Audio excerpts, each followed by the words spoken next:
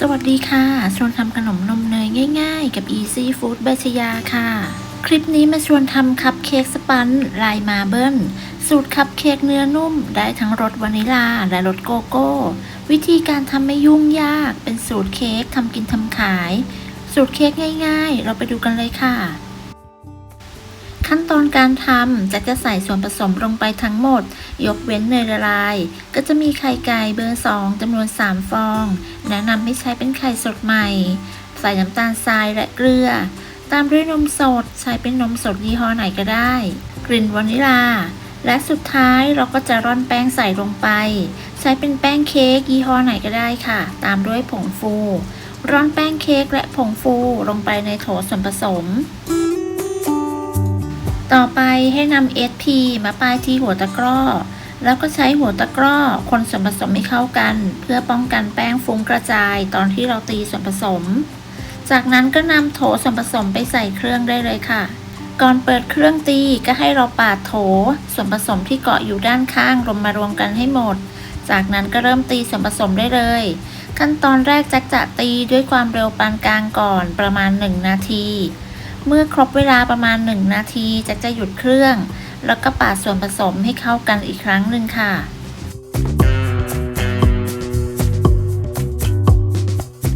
เสร็จแล้วเรามาตีส่วนผสมกันต่อ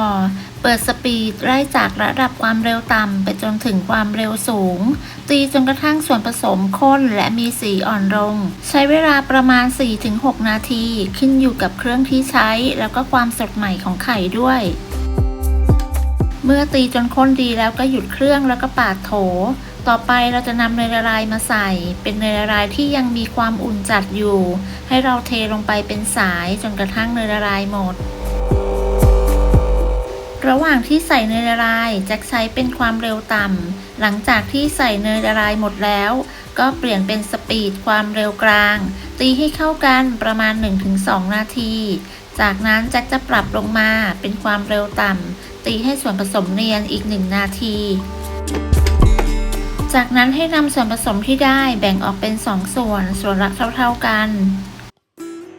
นำส่วนผสมส่วนใดส่วนหนึ่งมาผสมกับผงโกโก้ร่อนผงโกโก้ลงไปแล้วก็คนส่วนผสมให้เข้ากันคนจนเข้ากันดีแล้วเรานำไปตักใส่ถ้วยเลยค่ะใช้เป็นถ้วยขันข้าวเบอร์8วางด้วยกระดาษจีบเบอร์3220ตักส่วนผสม2อย่างใส่ลงไปโดยใส่สลับกันจะเลือกใส่รสไหนก่อนก็ได้ตามที่ชอบใส่สลับกันไปเรื่อยๆจนเกือบเต็มถ้วยทำแบบนี้ไปจนครบ9ถ้วย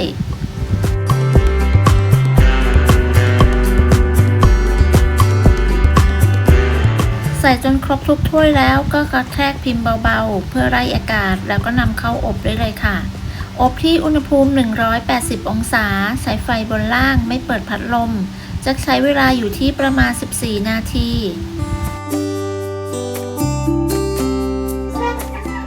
เมื่อครบเวลาก็นำเค้กออกจากเตา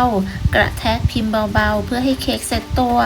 จากนั้นจะพักไว้บนตะแกรงจะจับคว่ำไว้เพื่อช่วยให้เค้กของเราหน้าไม่ยุบพักเค้กไว้จนเย็นแล้วเราก็มาดูเนื้อเค้กกันได้เลยค่ะเนื้อเค้กนุ่มแล้วก็หอมมากๆเนื้อเค้กนุ่มไม่เป็นไต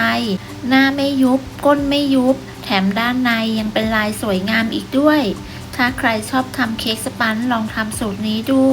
เนื้อเค้กนุ่มมากทานได้เลยไม่ต้องตกแต่งอะไรก็อร่อยแล้วค่ะเป็นสูตรเค้กทำกินทำขายอีกสูตรหนึ่งที่อยากให้เพื่อนๆได้ลองทำวิธีการทำก็ทำง่ายมากๆสำหรับมือใหม่ทำได้แน่นอนเป็นเค้กสปันจ์ที่ได้ทั้งรสวานิลาและรสโกโก้เป็น2รสที่ตัดกันได้อย่างดีเพื่อนๆลองทำกันดูนะคะได้ผลยังไงก็มาคอมเมนต์คุยกันหากเพื่อนๆชอบคลิปนี้ก็อย่าลืมกดไลค์กดแชร์กดติดตามเพื่อเป็นกำลังใจให้กันด้วยค่ะสำหรับคลิปนี้ต้องลาไปก่อนพบกันใหม่ในคลิปหน้าสวัสดีค่ะ